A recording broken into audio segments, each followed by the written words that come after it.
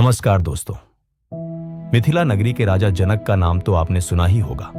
वे न केवल एक न्यायप्रिय शासक थे, बल्कि एक महान ब्रह्मज्ञानी भी थे, जिन्हें विदेह देह के मोह से मुक्त कहा जाता था। उनके दरबार में दूर दूर से विद्वान, आर्षि और ज्ञानीजन ज्ञान चर्चा के लिए आते थे। एक बार की बात है, राजा जनक ने अपने दरबार में एक विशाल ज्ञान गोष्ठी का आयोजन किया। इस गोष्ठी में हिस्सा लेने के लिए भारतवर्ष के कोने कोने से ज्ञानी और विद्वान पहुंचे। इन सभी में दो व्यक्ति प्रमुख थे। याज्ञवल्क्य, जो अपने समय के सबसे महान और निस्वार्थ आर्षि थे, गार्गी, जो असाधारण बुद्धि वाली एक महान विदुषी थी, तथा कुछ अन्य विद्वान जो ज्ञान से अधिक अपनी प्रसिद्धि और धन से प्रेम करते थे। राजा जनक ने गोष्ठी शुरू करने से पहले एक अनोखी घोषणा की। उन्होंने दरबार के बीचों बीच हजारों सोने की मुद्राएं, कॉइन्स और उत्तम कोटि के 1000 बैल खड़े करवा दिए, जिनके सींगों पर सोने के आभूषण जड़े हुए थे। राजा जनक ने शांत स्वर में घोषणा की, हे विद्वतगण, मैं जानता हूं कि आप सभी ज्ञान के सागर हैं, लेकिन इस सभा में जो भी यह सिद्ध कर दे कि वह सबसे अधिक ज्ञानी है, वह इन 1000 बैलों और सोने की मुद्राओं को पुरस्कार के रूप में ले जा सकता है। इस घोषणा को सुनकर कुछ विद्वानों की आंखों में धन का लोभ चमक उठा। वे सोचने लगे कि कैसे तर्क वितर्क करके इस पुरस्कार को जीता जाए। उनमें से कई का ज्ञान पुस्तकीय था, लेकिन उनमें अहंकार अधिक था। लेकिन महान आर्षि याज्ञवल्क्य ने किसी से कोई प्रश्न नहीं किया और न ही कोई तर्क दिया। उन्होंने अपने शिष्यों को आदेश दिया, वत्स, देर किस बात की? इन सभी बैलों को हाँककर हमारे आश्रम की ओर ले चलो। यह पुरस्कार हमारा है। यह सुनकर पूरी सभा में सन्नाटा छा गया। विद्वानों में क्रोध और अहंकार का भाव उमड़ पड़ा।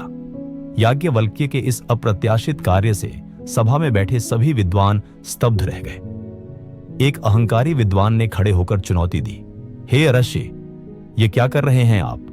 क्या आपने अपनी ज्ञान श्रेष्ठता सिद्ध कर दी है? आपने तो अभी तक एक भी प्रश्न का उत्तर नहीं दिया। बिना किसी तर्क वितर्क के आप पुरस्कार कैसे ले जा सकते हैं? यह तो ज्ञान का अपमान है। याज्ञवल्क्य शांत रहे और बोले, हे विद्वान, मैंने यह पुरस्कार इसलिए लिया क्योंकि मुझे इन बैलों की आवश्यकता है। मेरे आश्रम में गायों की संख्या कम हो गई है और मुझे यज्ञ के लिए इनकी आवश्यकता है। रही बात ज्ञान की श्रेष्ठता सिद्ध करने की, तो मैं इस सभा में किसी से तर्क करके अपना समय नष्ट नहीं करना चाहता। मेरा ज्ञान मेरे कर्मों से सिद्ध होता है, शब्दों से नहीं। याज्ञवल्क्य के इस उत्तर ने विद्वानों के अहंकार को और बढ़ा दिया। एक एक करके कई आर्षि और विद्वान उनसे वाद विवाद करने लगे। सभी याज्ञवल्क्य को नीचा दिखाने का प्रयास कर रहे थे। सबसे पहले आश्वल नामक विद्वान ने याज्ञवल्क्य से प्रश्न किया। उनके प्रश्न सृष्टि, जीवन और मृत्यु के गूढ़ रहस्यों से भरे थे। याज्ञवल्क्य ने अत्यंत धैर्य और सरलता से उनके सभी जटिल प्रश्नों का ऐसा समाधान दिया कि आश्वल को चुप हो जाना पड़ा। फिर आर्तभाग ने प्रश्न पूछे जो ज्योतिष और कर्म के सिद्धांत पर आधारित थे। याज्ञवल्क्य ने उन्हें भी तार्किक और संतोषजनक उत्तर दिए। अंत में महान विदुषी गार्गी खड़ी हुई। गार्गी का ज्ञान इतना गहरा था कि वे स्वयं राजा जनक के लिए भी आदरणीय थी। गार्गी ने याज्ञवल्क्य से 2 अत्यंत गूढ़ प्रश्न पूछे, जो ब्रह्मांड की अंतिम सीमा और उस स्रोत के बारे में थे जिसमें यह संपूर्ण सृष्टि समाहित है। गार्गी ने पूछा, हे याज्ञवल्क्य, यह संपूर्ण सृष्टि जल में समाई हुई है। जल किस में समाया है? वायु में। वायु किस में समाया है? आकाश में। तो हे मुनिवर, वह अंतिम तत्व क्या है जिसमें यह संपूर्ण आकाश समाया हुआ है? याज्ञवल्क्य ने मुस्कुराते हुए उत्तर दिया, गार्गी, तुम्हारा प्रश्न अत्यंत सूक्ष्म है। आकाश उस अक्षर ब्रह्म में समाया है, जो न तो स्थूल है और न ही सूक्ष्म, न ठंडा है और न ही गर्म। वह अपरिवर्तनशील है और ज्ञान का अंतिम स्रोत है। गार्गी ने दूसरा प्रश्न पूछा, हे मुनिवर, क्या आप जानते हैं कि वह ब्रह्म किस में समाया है? याज्ञवल्क्य ने उत्तर दिया, गार्गी, यहां से आगे प्रश्न मत करो। जहां से प्रश्न समाप्त हो जाता है वहीं ब्रह्म का अनुभव शुरू होता है। वह किसी में समाया नहीं है, बल्कि सब कुछ उसी में समाया है। अधिक प्रश्न पूछने से तुम्हारा सिर फट सकता है। गार्गी, जो सत्य की साधक थीं, याज्ञवल्क्य के ज्ञान और उनकी विनम्रता से प्रभावित हुई। उन्होंने घोषणा की, हे ज्ञानीजन, मैं आर्षि याज्ञवल्क्य को ज्ञान में सर्वश्रेष्ठ मानती हूं। वे निश्चित रूप से इस पुरस्कार के अधिकारी हैं। जब सभी विद्वान शांत हो गए और याज्ञवल्क्य की श्रेष्ठता सिद्ध हो गई, तब राजा जनक खड़े हुए। उनके चेहरे पर एक गंभीर मुस्कान थी। राजा जनक ने याज्ञवल्क्य से कहा, हे महान ऋषि, आपने सभी विद्वानों को शांत कर दिया और यह सिद्ध किया कि आपका ज्ञान अतुलनीय है। लेकिन अब मैं आपसे एक प्रश्न पूछता हूं। यह प्रश्न न तो धर्म पर है, न कर्म पर, और न ही सृष्टि के रहस्य पर। यह प्रश्न निर्णय पर है। राजा जनक ने पूछा, हे याज्ञवल्क्य, जब आपने घोषणा सुनी कि जो सबसे अधिक ज्ञानी होगा उसे ये बैल और स्वर्ण मुद्राएं मिलेंगी, तो आपने बिना किसी से वाद विवाद किए अपने शिष्यों को तुरंत उन बैलों को हाँक ले जाने का आदेश क्यों दिया? आपको तो पहले अपना ज्ञान सिद्ध करना चाहिए था। क्या यह आपकी ज्ञान के प्रति तुच्छता नहीं थी या केवल अहंकार? सभा में फिर सन्नाटा छा गया। यह प्रश्न सभी के मन में था, लेकिन किसी ने पूछने की हिम्मत नहीं की थी। याज्ञवल्क्य ने राजा जनक की ओर देखा और अत्यंत शांत और गंभीर स्वर में उत्तर दिया, महाराज, आप सही कहते हैं कि ज्ञान सबसे बड़ा धन है, लेकिन मैंने यह निर्णय दो कारणों से लिया, समय का मूल्य और निस्वार्थता। मेरे आश्रम में यज्ञ की सामग्री कम पड़ रही थी और मुझे शीघ्र इनकी आवश्यकता थी। मैं जानता था कि यदि मैं वाद विवाद में पड़ता तो कई दिन नष्ट हो जाते और मेरे कर्म यज्ञ में विलंब होता। मेरे लिए कर्म यज्ञ करना और समय का मूल्य इन सोने के बैलों से कहीं अधिक था।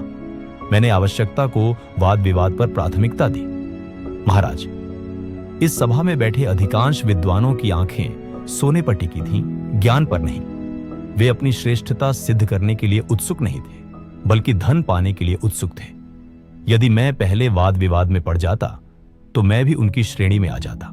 मैंने जानबूझकर पहले पुरस्कार लेने का निर्णय लिया, ताकि जो ज्ञानीजन धन के लोभ से प्रेरित हैं, वे क्रोध में आकर स्वयं ही अपनी तुच्छता, कमजोरी प्रकट कर दें। मेरे इस कार्य ने लालची विद्वानों को बोलने का अवसर दिया और शांत रहकर मैंने उनकी परीक्षा ली। एक सच्चे ज्ञानी को सिद्ध करने की आवश्यकता नहीं होती, उसका ज्ञान स्वयं बोलता है। याज्ञवल्क्य ने अंत में कहा, महाराज, मैंने अपना ज्ञान सिद्ध करने से पहले अपनी आवश्यकता को पूरा किया और लोभी विद्वानों के अहंकार की परीक्षा ली। एक सच्चे ज्ञानी का पहला गुण है सही समय पर सही निर्णय लेना। राजा जनक ने याज्ञवल्क्य के चरणों में सिर झुकाया। उन्होंने कहा, हे मुनिवर, आपने केवल ज्ञान की श्रेष्ठता सिद्ध नहीं की, बल्कि आपने यह भी सिद्ध किया कि सच्चा ज्ञान तभी मूल्यवान होता है जब वह निस्वार्थ निर्णय और समय की समझ के साथ प्रयोग किया जाए। ये बैल और सोना आपके हैं। आपका न्याय अद्भुत है। दोस्तों, याज्ञवल्क्य और राजा जनक की यह कहानी हमें कई मूल्यवान सबक सिखाती है। 1. आवश्यकता और प्राथमिकता। जीवन में कई बार आपका ज्ञान या डिग्री से ज्यादा महत्वपूर्ण यह होता है कि आप अपनी आवश्यकताओं और प्राथमिकताओं को कितनी जल्दी और प्रभावी ढंग से पहचानते हैं। याज्ञवल्क्य ने बहस में समय बर्बाद करने के बजाय निर्णायक कार्रवाई की। 2. अहंकार की परीक्षा। आप कितने भी बुद्धिमान हो, यदि आप में अहंकार है तो आपका ज्ञान व्यर्थ है। याज्ञवल्क्य ने अपने कार्य से उन विद्वानों के अहंकार को बाहर निकाला जो ज्ञान से अधिक धन को महत्व देते थे। 3. कर्म ही पहचान है। अपने ज्ञान का बखान करने या चिल्ला चिल्लाकर अपनी योग्यता सिद्ध करने की आवश्यकता नहीं है। यदि आप शांत रहते हुए भी श्रेष्ठ कर्म करते हैं तो आपकी सफलता और आपका काम स्वयं ही आपकी श्रेष्ठता सिद्ध कर देगा। 4. दूरदर्शिता। सच्चा ज्ञानी वह है जो केवल आज की नहीं बल्कि भविष्य की आवश्यकता, यज्ञ की सामग्री को देखकर आज सही निर्णय लेता है। याद रखें, जीवन में सफलता के लिए यह जानना जरूरी है कि कब बोलना है और कब शांत रहकर काम करना है। अपने लक्ष्य की ओर मौन रहकर काम करते रहें। जब आप सफल होंगे तो दुनिया को पता चल ही जाएगा। ज्ञान एक तलवार है और निर्णय उसका सही उपयोग। दोस्तों, अगर आपको यह कहानी पसंद आई हो तो कृपया इसे लाइक करें और अपने दोस्तों के साथ शेयर करें। अगर आप ऐसी ही और कहानियों को सुनना चाहते हैं तो हमारे चैनल को सब्सक्राइब करें और बेल आइकन दबाना ना भूलें ताकि हमारी नई कहानियां आप तक पहुंचती रहें।